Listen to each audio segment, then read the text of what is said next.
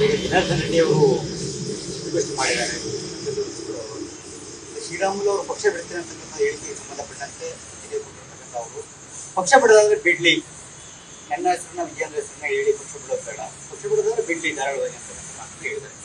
ಈಗ ನಾನು ಜನಾರ್ದನ್ ರೆಡ್ಡಿ ಅವ್ರಿಗೆ ಟ್ರೈ ಮಾಡಿದೆ. ಅವರು ಪ್ರೆಸ್ ಮೀಟ್ ಅಲ್ಲಿ ಇದ್ರು, ಮಾತಾಡಕ್ಕಾಗಿಲ್ಲ. ಆದ್ರೆ ನಿನ್ನೆ ನಾನು ಶ್ರೀರಾಮುಲು ಅವ್ರ ಜೊತೆನೂ ಕೂಡ ಮಾತಾಡಿದ್ದೀನಿ.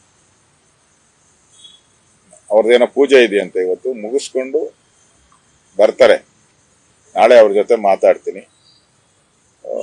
ಈಗಾಗಲೇ ಶ್ರೀರಾಮುಲು ಅವರು ಒಪ್ಕೊಂಡಿದ್ದಾರೆ ನಾನೇನು ಮುಂದುವರಿಯಲ್ಲ ಅನ್ನೋ ಮಾತನ್ನು. ನಾನು ಬೊಮ್ಮಾಯಿ ಅವರು ಅವ್ರನ್ನ ಕರೆಸಿ ನಾಳೆ ಕೂತು ಮಾತಾಡಿ ಇದನ್ನ ಮುಕ್ತಾಯ ಮಾಡುವಂಥದ್ದಕ್ಕೆ ಏನ್ ಮಾಡ್ಬೋದು ಅಷ್ಟನ್ನು ಮಾಡ್ತೀರಿ. ಈಗಾಗಲೇ ಮಾತಾಡಿದಿರಿ, ಅದನ್ನ ನಾಳೆ ಸುಖಾಂತ್ಯ ಮಾಡಕ್ಕೆ ಏನೇನ್ ಮಾಡ್ಬೋದು ಮಾತಾಡ್ತೀನಿ. ಈ ಪ್ರೆಸ್ ಮೀಟ್ ಆದ್ಮೇಲೆ ಜನಾರ್ದನ್ ರೆಡ್ಡಿ ಅವ್ರ ಜೊತೆ ನಾನು ಮಾತಾಡ್ತೀನಿ. ಇವರು ಕೂಡ ಆಂತರಿಕ ಕಲಹ ಒಂದು ರೀತಿಯಲ್ಲಿ ಇತ್ತು.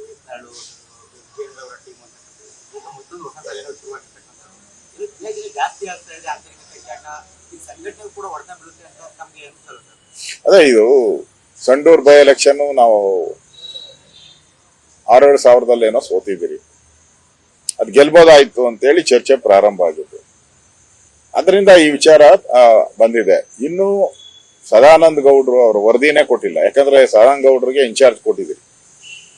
ಈ 3 ಬೈ ಎಲೆಕ್ಷನ್ ಅಲ್ಲಿ ಏನ್ ತಪ್ಪಾಗಿದೆ, ಯಾಕೆ ಸೋತ್ರಿ ಅನ್ನೋದನ್ನ ವಿಶ್ಲೇಷಣೆ ಮಾಡಕ್ಕೆ ಸದಾನಂದ ಗೌಡ್ರ ನೇತೃತ್ವದ ಸಮಿತಿಗೆ ನಾವು ಕೊಟ್ಟಿದ್ರಿ. ಇನ್ನು ಆ ವರದಿನೇ ಬಂದಿಲ್ಲ.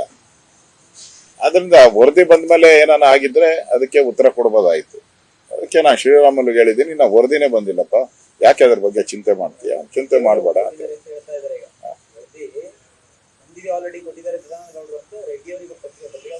ಇಲ್ಲ ಇಲ್ಲ, ನೆನ್ನೆನೆ ಸದಾನಂದ ಗೌಡ್ರು ಕೋರ್ ಕಮಿಟಿಯಲ್ಲೇ ಹೇಳಿದ್ದಾರೆ, ನಾನಿನ್ನ ವರದಿನೇ ಕೊಟ್ಟಿಲ್ಲ.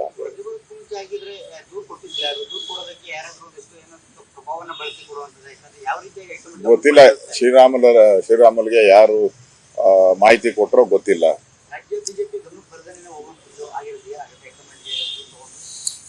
ಬಂದಿಲ್ಲ, ರಾಜ್ಯದ ಹೈಕಮಾಂಡ್ಗೂ ಬಂದಿಲ್ಲ, ರಾಜ್ಯದ ಪದಾಧಿಕಾರಿಗಳಿಗೆ ಯಾರಿಗೂ ಬಂದಿಲ್ಲ. ನಾನು ಕೋರ್ ಕಮಿಟಿ ಸದಸ್ಯನಿದ್ದೀನಿ, ನನಗೂ ಬಂದಿಲ್ಲ. ಇದು ಊಹಾಪೋಹಕ ಆಗಿದೆ. ಇದಕ್ಕೆ ತೆರೆಯನ್ನ ನಾನು ನಾಳೆ ನಾವೆಲ್ಲ ಮಾತಾಡಿದ್ಮೇಲೆ ತೆರೆ ಎಳಿತೀರಿ, ಅಂತ್ಯ ಆಯ್ತು.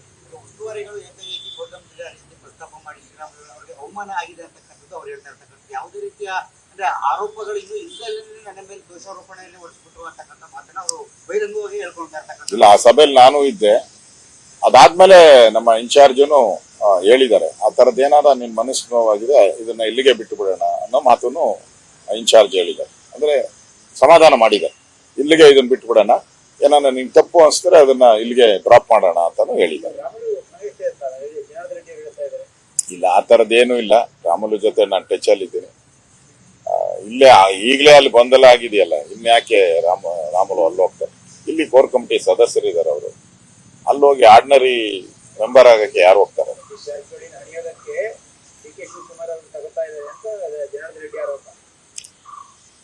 ನೋಡಿ, ಊಹಾಪೋಹಗಳಿಗೆ ನಾನೇನು ರಿಯಾಕ್ಟ್ ಮಾಡಲ್ಲ.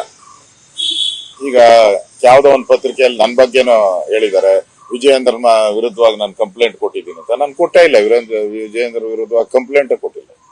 ವಿಜಯೇಂದ್ರ ನನ್ನ ವಿರುದ್ಧವಾಗಿ ಕಂಪ್ಲೇಂಟೇ ಕೊಟ್ಟಿಲ್ಲ. ನಾನು ಅವ್ರ ವಿರುದ್ಧವಾಗಿ ಕೊಟ್ಟಿಲ್ಲ. ಒಂದು ಪತ್ರಿಕೆಯಲ್ಲಿ ಯಾರೋ ಬರೆದಿದ್ದಾರೆ, ಸುಳ್ಳು ಸುದ್ದಿ ಹಾಕ್ತಾರೆ ಕೆಲವು ಸರಿ, ಏನು ಮಾಡಕ್ಕಾಗಲ್ಲ. ಇಲ್ಲ ಇಲ್ಲ, ನೆನ್ನೆನೆ ಅವ್ರ ಸಮಾಧಾನ. ಯಾಕಂದ್ರೆ ಇನ್ಚಾರ್ಜ್ ಅವರು ಹೇಳಿದಾರೆ, ನಿನ್ಗೇನ ನೋವಾಗಿದ್ರೆ ಇದನ್ನ ಇಲ್ಲೇ ಡ್ರಾಪ್ ಮಾಡೋಣ ಅಂತ ಹೇಳಿದ್ದಾರೆ, ವರದಿ ಬರ್ಲಿ ಅಂತ. ಅಲ್ಲಿಗೆ ಮುಗ್ದೋಯ್ತು. ಸೊ ನಿನ್ನೆ ನಾನು ಫೋನಲ್ಲಿ ಮಾತಾಡಿದ್ದೀನಿ.